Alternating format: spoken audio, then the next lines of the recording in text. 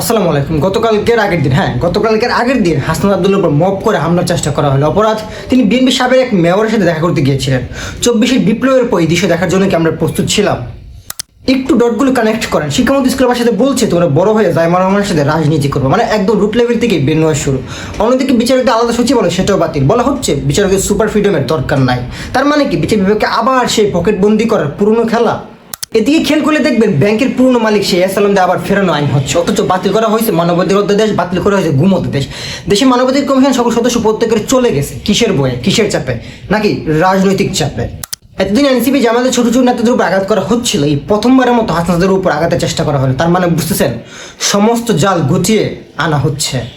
এই যে আপনারা ভদ্রবত কথা শুনুন, কুসুম কুসুম রাজনীতি দেখেন আর সংবিধানের দোহাই শুনেন, হাসনাদের এই ঘটনায় প্রমাণ করে দিচ্ছে এগুলো কত বড় ব্লাফ।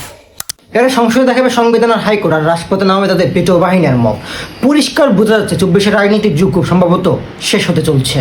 দেশের রাজনীতি আবারও সেই 2009-এর অন্ধকারে ফিরতে যাচ্ছে। নতুন বাংলাদেশ বলি বলে আমাদের আসলে ফিরে নেওয়া হচ্ছে সেই পুরাতন বাংলাদেশে।